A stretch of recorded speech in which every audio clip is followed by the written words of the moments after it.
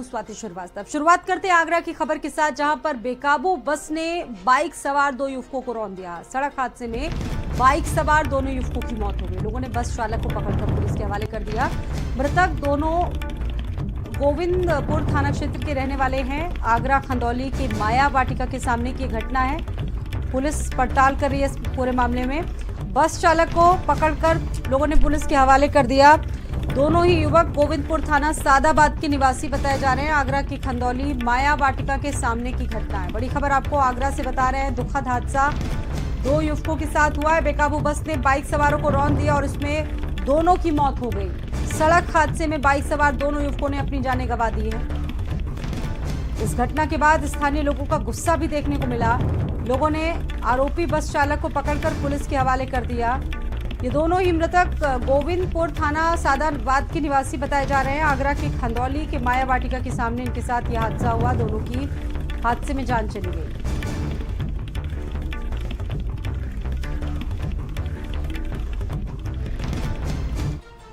तीन दिवसीय दौरे पर रहे मुख्यमंत्री योगी आदित्यनाथ, जिसमें अंतिम दिन हर्बर्ट बांध का निरीक्षण किया। इस दौरान उन्होंने लोगों को संबोधित करते हुए क्या कुछ कहा, वो भी सुनिए।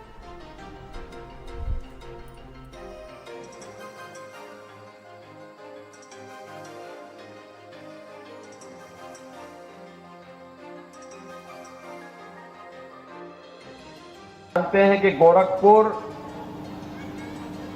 चारों ओर से जल से घिरा हुआ क्षेत्र है। पूरब की तरफ देखेंगे रामगढ़ ताल है, उत्तर की तरफ देखेंगे चिलवा ताल है, पश्चिम की तरफ राप्ती नदी है और पश्चिमोत्तर कोने में रोहिन नदी गोरखपुर महानगर को घेरे हुए है। ट्रांसपोर्ट नगर से लेकर के डोमिनगढ़ तक ये 4 लेन की सड़क होगी। फिर डोमिनगढ़ में एक रेलवे ओवरब्रिज का निर्माण हो रहा है और फिर वहां से हावड़ बंदा के बाद माधोपुर तटबंध को भी 4 लेन के साथ जोड़ते हुए महेसरा को जोड़ने की कार्रवाई होगी। तो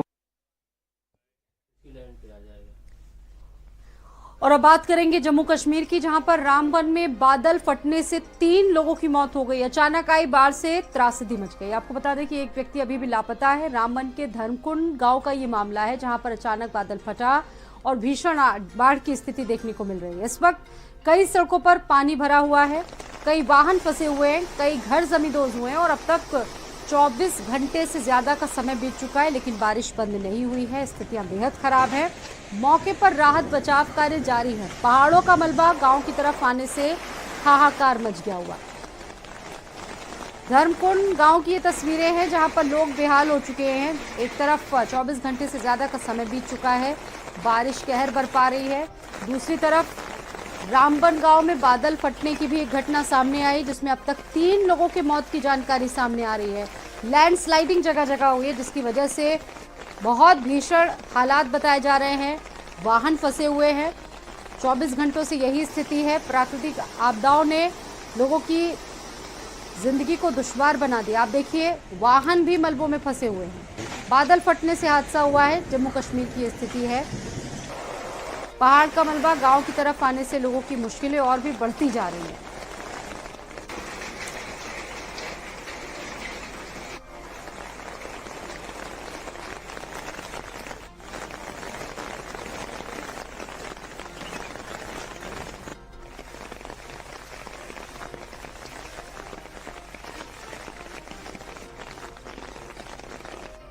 बिजनौर में प्रेमी ने प्रेमिका की गोली मारकर हत्या कर दी है। प्रेमिका की शादी तय होने से नाराज बताया जा रहा था प्रेमी। गोली लगने से प्रेमिका निशु की मौके पर ही मौत हो गई। प्रेमी सिवान ने थाने पहुंचकर खुद सरेंडर भी कर दिया। थाना कोतवाली देहात के करौंदा चौधर का गांव का ये मामला बताया जा रहा है। प्रेमी ने इस वारदात को अंजाम दिया है। शादी कहीं और तय हो गई थी, इस बात से नाराज चल रहा था प्रेमी। मौके पर पहुंचा और प्रेमिका को मौत के घाट उतार दिया।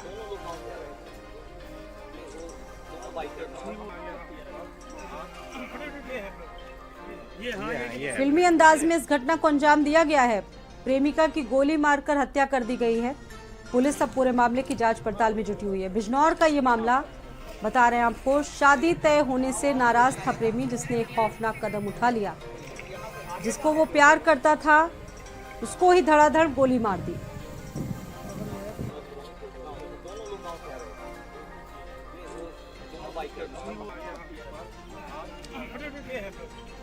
ये है।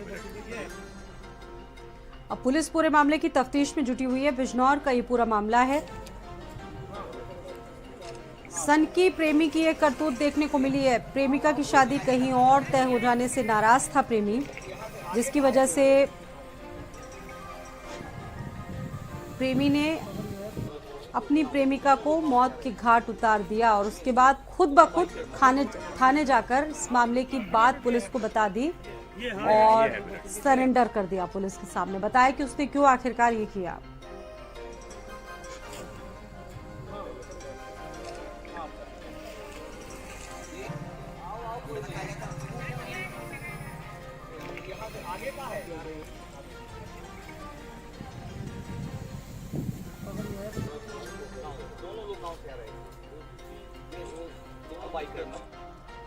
बढ़ते आगे, प्रयागराज में पत्नी ने बेटे के साथ मिलकर अपने पति की हत्या कर दी।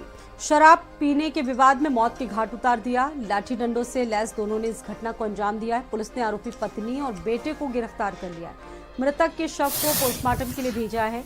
मांडा थाना क्षेत्र के मडार गांव की सनसनीखेज वारदात थी और वजह बताई जा रही है शराब पीने को लेकर ये घटना जिसको अंजाम दिया गया। आरोपी कोई और नहीं, पत्नी और बेटा ही कातिल निकले, जिसने महिला ने अपने पति को मौत के घाट उतार दिया अपने बेटे के साथ मिलकर।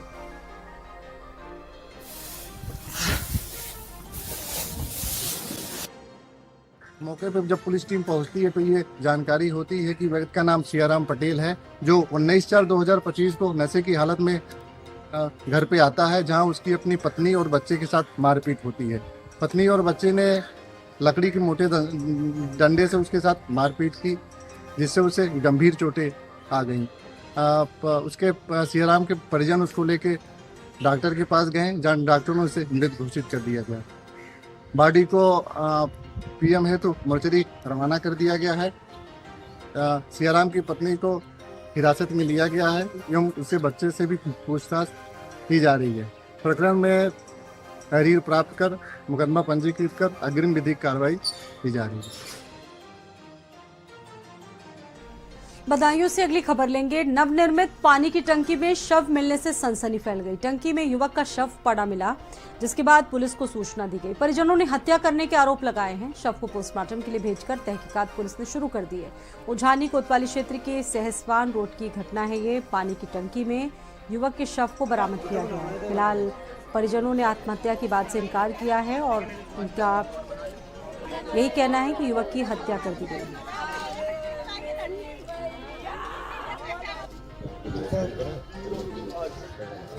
यहाँ पर ये हुआ, हमारा भाई अपने ससुराल से पीड़ित था, पता नहीं उन लोगों ने ऐसा क्या किया, इसके बाद मैं यहाँ मिला। तो क्या अंदाजा लगा रहे हैं? अंदाजा हुआ आपके भाई के साथ क्या हुआ? हमें लग रहा है उसका सदमा किसी ने घटना करी इनके ससुराल वालों ने। क्या थी घटना? जैसे मारा है जान से सीधी घटना ये जानते है वहाँ कुछ मारा उसको, सब दिख रहा, चोट बोट सब दिख रही है। यूपी के मुजफ्फरनगर में गुंडे सीसीटीवी कैमरों में कैद हो गए। बुजुर्ग पति और पत्नी की बेरहमी से पिटाई का ये मामला था। सुनसान गली में दर्जन भर दबंगों ने पीट दिया।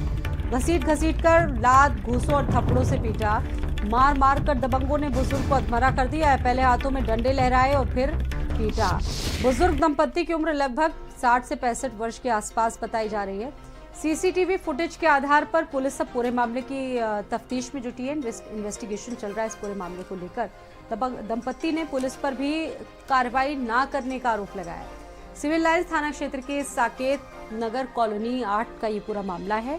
घटना से जुड़ा ये जो वीडियो है वो सामने आया। अब देखिए दबंगों की करतूत की मार कर कैसे दबंगों ने एक बुजुर्ग दंपत्ति को अधमरा कर दिया। देखिए लाख मिन्नतें करते रहे ये दोनों बुजुर्ग दंपत्ति, लेकिन उसके बाद दबंगों ने एक नहीं सुनी। मुजफ्फरनगर का ये वीडियो बताया जा रहा है। अब इसी वीडियो के आधार पर पुलिस आगे की पड़ताल में जुटी हुई है।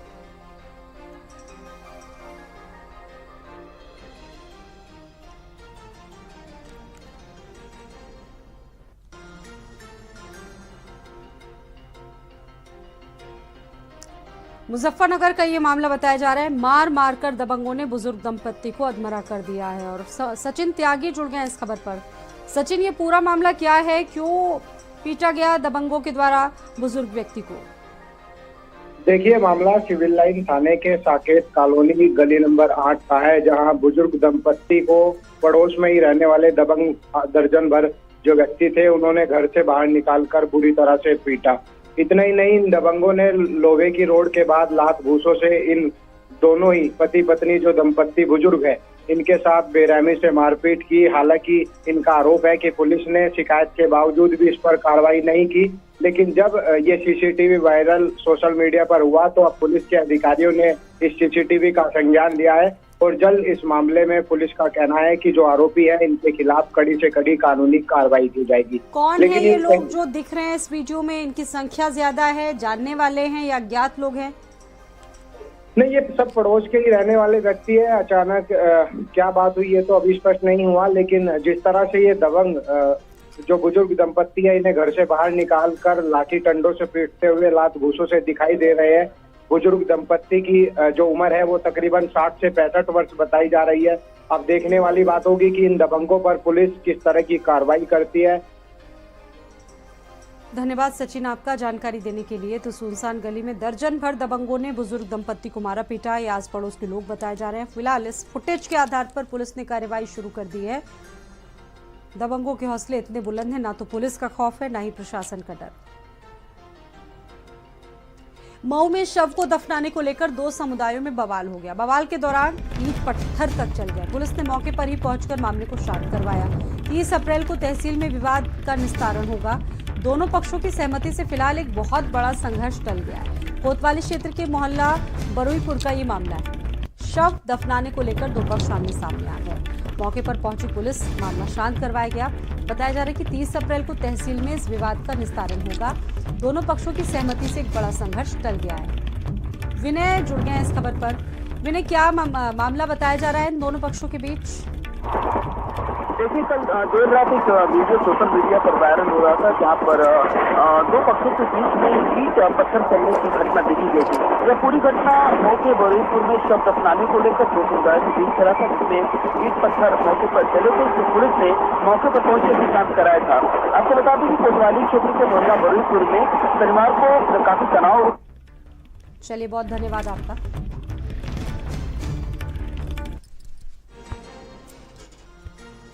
कोतवाली क्षेत्र के बरुईपुर का ये मामला है, जहां पर शव को दफनाने को लेकर 2 समुदायों में बवाल। और फिलहाल अब स्थिति ठीक बताई जा रही है। बवाल के दौरान जमकर ईंट पत्थर चल गए। पुलिस मौके पर पहुंची, मामले का निस्तारण करवाया। 30 अप्रैल को तहसील में विवाद का निस्तारण होगा। दोनों पक्षों की सहमति से जो संघर्ष है वो टल चुका है। कोतवाली क्षेत्र के मोहल्ला बरुईपुर का ये मामला है।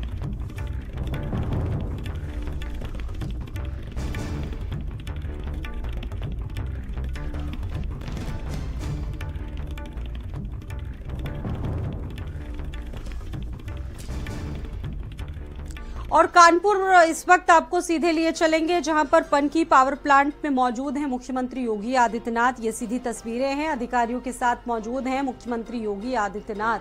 देखिए, जो पनकी है वहां पर बहुत सारे पावर प्लांट लगे हैं और कानपुर को सभी जानते हैं कि औद्योगिक नगरी है ये प्रदेश में। और ऐसे में कानपुर का विकास, जिस पर अक्सर बहुत सारे लोग बात करते हैं, लेकिन उस विकास को एक तरह से अमली जामा पहनाया जा रहा है योगी आदित्यनाथ सरकार में। और इस वक्त अधिकारियों के बीच मौजूद है। चूंकि प्रधानमंत्री आ रहे हैं 24 अप्रैल को, तमाम व्यवस्थाओं का स्थलीय निरीक्षण करने के लिए पहुंचे मुख्यमंत्री योगी आदित्यनाथ। आप देखिए, वहां से तमाम जनप्रतिनिधि मौजूद हैं। साथ ही साथ कितना वक्त लगा, किस तरीके से अब काम हो रहा है, इसको देखने के लिए मुख्यमंत्री योगी आदित्यनाथ मौजूद हैं। सीधी तस्वीरें हैं कानपुर से, जहां पर पनकी में मौजूद है मुख्यमंत्री योगी आदित्यनाथ। प्लांट का निरीक्षण करने के लिए पहुंचे। 24 अप्रैल को प्रधानमंत्री नरेंद्र मोदी भी यहां पर पहुंच रहे हैं। इसको देखते हुए आज मौजूद है। बता दें कि इस परियोजना का निर्माण 2 चरणों में होगा। पहले चरण में राजघाट से डोमनीगढ़ तक वो बनाया जाएगा और इसके बाद ये जो पूरा वो है एक तरह से निर्माण कार्य है, किसानों के लिए भी बेहद महत्वपूर्ण है। तो ये आज मुख्यमंत्री कानपुर में मौजूद हैं। 26 नवंबर 2024 से ही इसका जो निर्माण कार्य था वो शुरू कर दिया गया था और लगभग 25% से ज़्यादा का काम पूरा हो चुका है। इसके लिए अब तक 195 करोड़ से ज़्यादा जो राशि है वो दी जा चुकी है। वहीं मेट्रो लाइन का भी निरीक्षण कर रहे हैं, क्योंकि कुछ फेजेस में काम पूरा हो चुका है। कुछ और फेजेस को लेकर मुख्यमंत्री ने पहले ही डीपीआर प्रोजेक्ट की मंजूरी दे दी थी। अब ये माना जा रहा है कि जल्द से जल्द दूसरे फेज का जो अन्य लाइन्स हैं उनका जो कार्य है वो भी शुरू हो जाएगा। फिलहाल बताया जा रहा है कि मेट्रो लाइन का निरीक्षण कर रहे हैं मुख्यमंत्री योगी आदित्यनाथ। तो ये सीधी तस्वीरें हैं जहां पर मुख्यमंत्री योगी आदित्यनाथ मौजूद हैं। मेट्रो लाइन का निरीक्षण कर रहे हैं। आज लगभग 4 से 5 घंटे का जो वक्त है कानपुर में बिताने जा रहे हैं मुख्यमंत्री योगी आदित्यनाथ। बहुत सारी परियोजनाएं जो इस वक्त चल रही हैं।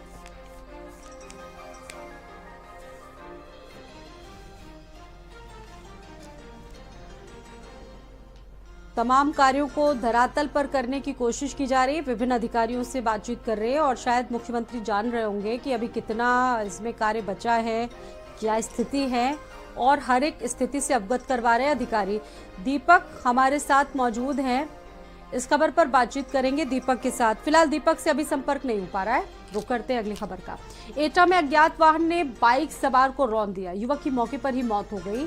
आपको बता दें कि दिल्ली से युवक अपने घर वापस लौट रहा था, उसी दौरान ये हादसा हुआ है। कोतवाली देहात क्षेत्र रामपुर घनश्यामपुर के फ्लाईओवर की घटना बताई जा रही है। अज्ञात वाहन ने बाइक सवार को रौंद दिया, युवक की मौके पर ही मौत हो गई है। दिल्ली से युवक अपने घर लौट रहा था, उसी दौरान हादसे की चपेट में आ गया। घनश्यामपुर फ्लाईओवर की घटना बताई जा रही है। संजीव इस खबर पर हमारे साथ मौजूद हैं। संजीव, क्या अपडेट है इसको लेकर? जी, मैं आपको बताना चाहूंगा, एटा कोतवाली देहात थाना क्षेत्र के रामपुर घनश्यामपुर फ्लाईओवर के समीप हाईवे पर जो है बाइक सवार युवक को अज्ञात वाहन ने टक्कर मार दी, जिससे युवक की जो है मौके पर ही मौत हो गई। घटना की सूचना पर मौके पुलिस पहुंची। पुलिस ने जो है बॉडी को कब्जे में लेकर पोस्टमार्टम भेज दिया है। आपको बता दें, युवक जो मृतक युवक है यह दिल्ली में रहकर जॉब करता था और बाइक से अपने घर लौट रहा था, तभी जो है हाईवे पर एक किसी अज्ञात वाहन ने इसको रौंद दिया, जिसमें इसकी दर्दनाक मौत हो गई है। फिलहाल परिजनों को सूचना पुलिस के द्वारा कर दी गई है और पोस्टमार्टम की कार्रवाई कराई जा रही है। जी, बहुत धन्यवाद आपका जानकारी देने के लिए। अज्ञात वाहन ने बाइक सवार को रौंदा है, परिजनों को जानकारी दे दी गई है। युवक की मौके पर ही दर्दनाक मौत हो गई है।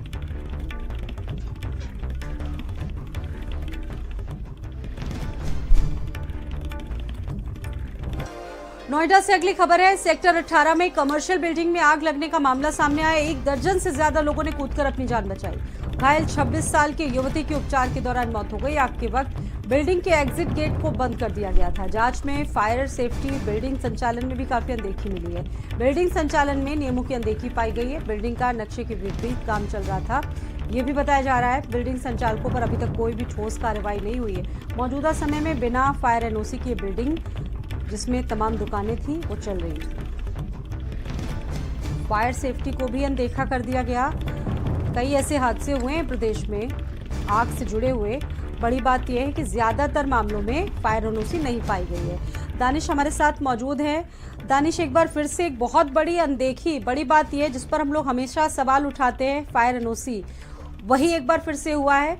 मानकों की अनदेखी की गई है, क्या है पूरा मामला? बिल्कुल सही कहा आपने कि लगातार खबरों के माध्यम से हम लोग आवाज उठाते रहते हैं, लेकिन उसके बावजूद भी कहीं ना कहीं जो फायर विभाग है वो कड़े कदम नहीं उठाता है, जिसकी वजह से ये हादसे पेश आते हैं। 3 तारीख को ये घटना हुई थी और ये वीडियो भी सामने आया था किस तरीके से लोग उसमें कूद रहे हैं, कूद कर अपनी जान बचा रहे हैं कृष्णा टावर में। और जब ये आग लगी तो उस वक्त एक लड़की जो वहीं पर काम करती थी एक ऑफिस में, वो गंभीर रूप से घायल हो गई थी। उसको दिल्ली के सफदरजंग में भर्ती कराया गया था। कल सुबह उसकी अस्पताल में जो है मृत्यु हो गई। यानी ये कहें कि अभी तक कोई भी एक्शन, बड़ा एक्शन इस बिल्डिंग के अगेंस्ट नहीं लिया गया है। आज भी यहाँ पर बगैर धड़ल्ले से नीचे दुकानें चल रही हैं। बिजली काटने का आदेश दिया गया था, बिजली काटी गई, लेकिन उसके बावजूद जनरेटर से यहाँ पर बिजली सप्लाई करी जा रही है। कोई FIR दर्ज नहीं हुई, किसी की गिरफ्तारी नहीं हुई। अब जाकर एक मौत भी इसमें हुई है, तो कम से कम जो जिम्मेदार लोग हैं उनके खिलाफ कार्रवाई होनी चाहिए। साथ ही जिस बिल्डिंग की NOC ही नहीं है, FIR NOC ही नहीं है, तो उन अधिकारियों के खिलाफ, फायर विभाग के उन अधिकारियों के खिलाफ भी कार्रवाई होनी चाहिए जिन्होंने इस जानबूझकर इस बिल्डिंग को NOC जारी नहीं किए या तो ये कहें अनदेखा किया। एक बड़ी घटना यहाँ पर हुई है, दुकानें आज भी यहाँ पर लग रही हैं और अभी तक कोई भी ठोस कार्रवाई देखने को नहीं मिली जिससे ये कहा जाए कि हाँ कोई कार्रवाई हुई, जिससे एक नजीर पेश की जाए कि अगर आने वाले वक्तों में दोबारा से ऐसी घटनाओं की पुनरावृत्ति होती है तो कम से कम जो बिल्डिंग मालिक है या फिर जिनके ऑफिस है उनके खिलाफ जो है एक उदाहरण पेश किया जा सके। बिल्कुल जी, बहुत धन्यवाद आपका। तो ये कुछ दिनों पहले ये बड़ा घटनाक्रम घटित हुआ जिसमें लोगों की जान भी गई। 26 साल की युवती की उपचार के दौरान मौत हुई। देखा गया कि फायर NOC ना होने की वजह से कितने सारे लोग बिल्डिंग से ही कूद पड़े, जिसमें युवती की जान चली गई। अभी भी अब इसमें बड़ी बात निकल कर ये आई है कि फायर सेफ्टी बिल्डिंग संचालन में बहुत सारी अनदेखियों का पालन किया गया था और बड़ी बात यह कि अभी भी बिल्डिंग में फायर NOCs नहीं है, बावजूद उसके बहुत सारी दुकानें चल रही हैं वहां पर। दिल्ली पुलिस सूत्रों के हवाले से बड़ी खबर आपको बता रहे हैं। सीलमपुर हत्याकांड पर बड़ी खबर है। सीलमपुर हत्याकांड मामले में दिल्ली पुलिस की कार्रवाई। दिल्ली पुलिस ने अब तक 7 लोगों को कस्टडी में लिया है। मुख्य आरोपी जिगरा, साहिल और दिलशाद गिरफ्तार कर लिए गए हैं। कई नाबालिग संदिग्ध पुलिस की हिरासत में। कुणाल हत्याकांड की आगे भी तफ्तीश चल रही है। लगातार 7 लोगों को कस्टडी में लिया गया है। मुख्य आरोपी जिगरा, साहिल और दिलशाद को गिरफ्तार किया गया है। कई नाबालिग संदिग्ध पुलिस की हिरासत में लिए गए हैं। कुणाल हत्याकांड में आगे की जो तफ्तीश है लगातार जारी। एक तरफ पुलिस की इन्वेस्टिगेशन चल रही है, दूसरी तरफ सीलमपुर से बड़ी अपडेट है इस पूरे मामले को लेकर। दिल्ली पुलिस की कार्रवाई सीलमपुर हत्याकांड मामले में 7 लोगों को अरेस्ट किया गया है। अब तक दिल्ली पुलिस के द्वारा कुछ लोगों को कस्टडी में लिया गया है, कुछ संदिग्धों को धर उठाया गया है। सोशल मीडिया का भी जिक्र, जब इस मामले का जिक्र हो रहा है तो सोशल मीडिया का जिक्र भी सामने आ रहा है।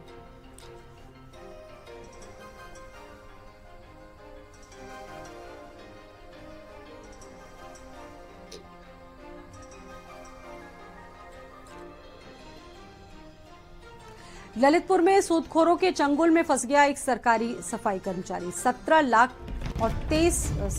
के 23 लाख देने के बाद भी लोग लगातार परेशान कर रहे हैं। सफाई कर्मचारी की पत्नी ने गंभीर आरोप लगाया। पीड़ित कर्मचारी ने वीडियो में भी आत्महत्या करने की धमकी दी है। 17 लाख के 23 लाख देने के बावजूद भी बार बार परेशान किया जा रहा है। इस व्यक्ति ने वीडियो में आत्महत्या करने की धमकी तक दी है। ललितपुर का ये मामला है।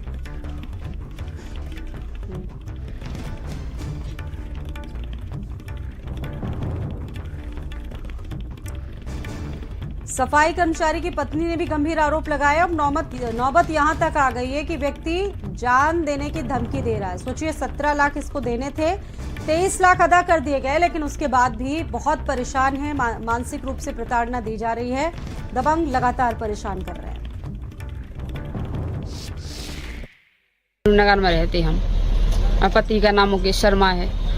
वे जखवरा ब्लॉक में तैनात हैंगे और हमारे पति पहले है ना बहुत ज्यादा दारू पीते थे और ऐसे और दिमाग से भी कमजोर है, चाहे किसी की भी बातों में आ जाते हैं और इसलिए कर्जा ले लिया ब्याज पे। हमारी तनख्वाह तो बहुत कम है, 30 लाख का कर्जा ले रखा है। कम से कम 30 लाख ब्याज हो गया है, जितना भी लिया हो।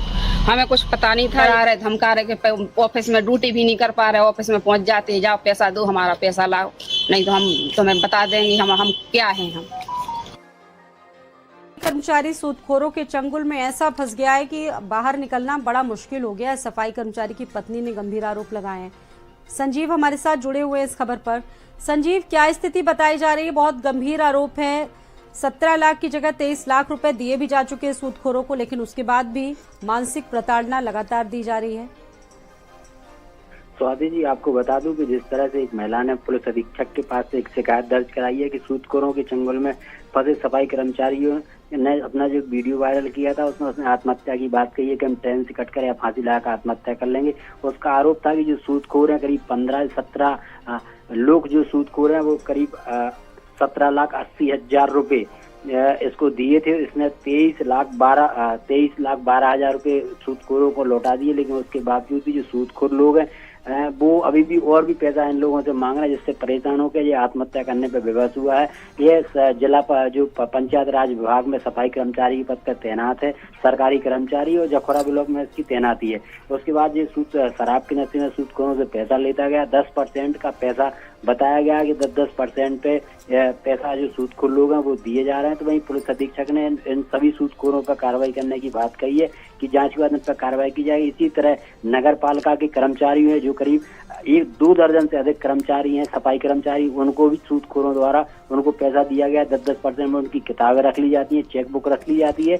उसके बाद जैसे ही उनका वेतन आता है तो पहले से ही सूदखोर लोग उनके पैसा निकाल लेते हैं, जिससे उनके परिवार में जो बच्चों की पढ़ाई है वो नहीं हो पा रही है, घर पुलिस क्या कर रही है इस पा रहा मामले में? पुलिस के पास पहुंचा ये परिवार? बिल्कुल, पुलिस एसपी से इसमें शिकायत की गई और शिकायत के आधार पर पुलिस ने इस पर कोतवाली पुलिस को जांच सौंपी है। जांच में जो भी लोग दोषी होंगे उनको सख्त कार्रवाई करते जेल भेजा जाएगा, पुलिस अधीक्षक का कहना है। चलिए, लेकिन अभी हुआ कुछ भी नहीं। बहुत धन्यवाद संजीव आपका जानकारी देने के लिए। तो पत्नी ने गंभीर आरोप लगाए हैं, सूदखोरों की चंगुल में फंस गया ये पूरा परिवार। संभल में हिंसा भड़काने के आरोपी की करोड़ों की संपत्ति जब्त की गई। आरोपी शारिक साठा की करोड़ों की संपत्ति जब्त हुई है। 2,31,00,000 की संपत्ति जब्त करने का मामला सरकार ने अपने अधीन की है। ये संपत्ति दुबई में बैठे शारिक साठा पर दर्जनों वाहन चोरी करने के केस है। 2009 में शारिक को गैंगस्टर एक्ट में वांछित किया गया था। जिला पुलिस की कार्यवाही से संपत्ति जब्त की गई। जब्त संपत्ति का लोक कल्याण के कामों में इस्तेमाल किया जाएगा। तहसील क्षेत्र के तुर्तीपुर इल्हा में पत्नी के नाम दर्ज है इसकी संपत्ति। जब्त संपत्ति की कीमत तकरीबन 2,31,00,000 बताई जा रही है। थाना नकासा से क्षेत्र के तुर्तीपुर इल्हा का ये मामला है।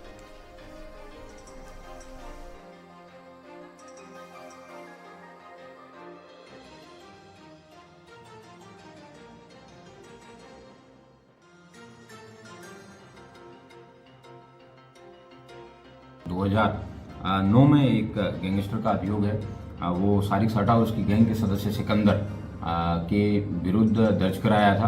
बाद में जब इसकी प्रॉपर्टी की छानबीन की गई तो शारिक साठा की पत्नी गुले रोशन और सिकंदर की पत्नी सजा परवीन, इन दोनों महिलाओं के नाम पे इन लोगों ने प्रॉपर्टी खरीदी थी। उस प्रॉपर्टी जो कि तुर्तीपुर इलाहा में स्थित है, 268 स्क्वायर मीटर की ये प्राइम प्रॉपर्टी है, जो कि वर्तमान में इसकी बाजारू कीमत 2,31,00,000 रुपए है। इसको 2011 में गैंगस्टर एक्ट के तहत जिलाधिकारी कार्यालय जो वहाँ से कोर्ट से अटैच किया गया था, उसको अभी पिछले कुछ महीनों में पैरवी करके पुलिस के द्वारा सेक्शन 15 में एडीजे गैंगस्टर कोर्ट के तहत इसको सरकार में निहित किया गया है। सुनील राघव जुड़ गए हैं। सुनील, इस पर सरकार का रुख तो बहुत पहले ही क्लियर था, बिल्कुल क्लियर रुख था कि जो भी शहर को दंगों की आग में डालेगा उसके खिलाफ कड़ी कार्रवाई होगी, और ये शुरुआत भी हो चुकी है। जी, मैं बता दूं, ये संभल का रहने वाला शारिक साठा है जो दुबई में बैठा है। इस पर बताया जाता है दर्जनों केस इस पर वाहन चोरी के दर्ज हैं, और उसी को लेकर के 2011 में इसको गैंगस्टर एक्ट का दर्ज करके इसको बाधित किया गया था, और इसकी जो संपत्ति थी वो जब्त की गई थी। लेकिन अब पुलिस की प्रभावी कार्रवाई को लेकर के ये जो संपत्ति है वो सरकार की संपत्ति में निहित कर दी गई है। ये मामला एक पहले अतीक अहमद का था प्रयागराज में, और दूसरा मामला अभी यूपी में संभल का शारिक साठा का आया है।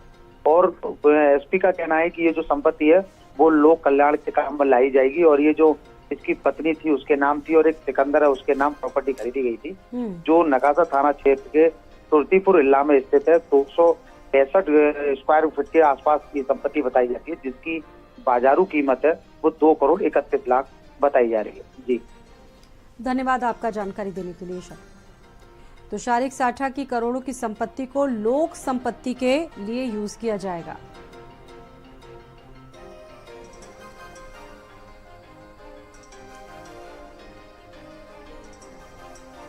जिन लोगों ने भी शहर को दंगों की आग में झुलसाया, उनके खिलाफ एक बड़ी कार्रवाई और एक बड़ा मैसेज भी है। सीतापुर में खड़े ट्रक से टकरा गई रोडवेज बस और 2 दर्जन यात्री इसमें गंभीर रूप से घायल हो गए। गोरखपुर से बरेली जा रही थी बस, ड्राइवर को झपकी आने की वजह से हादसा हुआ। अब तक 2 दर्जन यात्रियों को मामूली चोटें लगी हैं, 3 की हालत गंभीर बताई जा रही है। सभी को सीएचसी महोली के बाद जिला अस्पताल भेजा गया। महोली थाना क्षेत्र के कारी पाकर के पास यह हादसा हुआ है। नींद की झपकी आने की वजह से यह हादसा हुआ है। 2 दर्जन यात्री मामूली रूप से चोटिल हुए, जबकि 3 की स्थिति गंभीर बताई जा रही है। सीएचसी महोली के जिला अस्पताल सभी को रेफर किया गया है।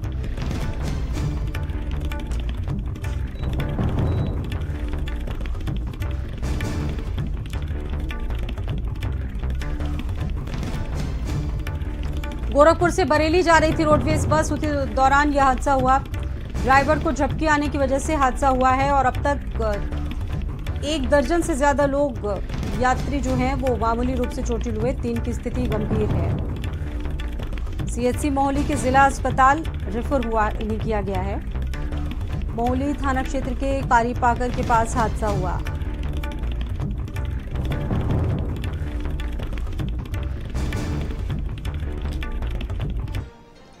आगे बढ़ते हैं। संभल के जनेटा दरगाह शरीफ की जांच का मामला। निजी इस्तेमाल की शिकायत के मामले में जांच बिठाई गई। सुन्नी वक्फ बोर्ड लखनऊ ने दरगाह की जांच शुरू कर दी है।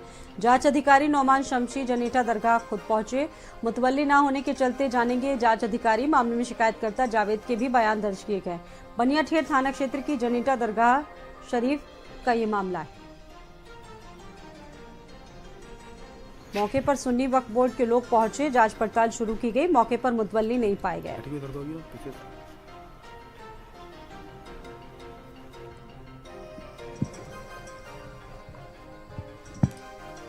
संभल में जनेटा दरगाह शरीफ में अवैध अस्पताल के संचालन का भी मामला सामने आया। बिना रजिस्ट्रेशन के आरोप में दरगाह के सैयद के खिलाफ केस दर्ज हुआ है। नोएडा अधिकारी की तहरीर पर शाहिद मियां के खिलाफ केस दर्ज किया गया है। शाहिद अस्पताल के रजिस्ट्रेशन और अन्य दस्तावेजों को पेश नहीं कर सके। बनियाठेर थाना क्षेत्र की जनेटा दरगाह शरीफ का मामला है। आज यहां पर सुन्नी वक्फ बोर्ड के सदस्य भी पहुंचे हैं और यहां पर अवैध अस्पताल के संचालन का भी मामला सामने आया है। बिना रजिस्ट्रेशन अस्पताल चलाने के आरोप है। फिलहाल अब केस दर्ज कर लिया गया है।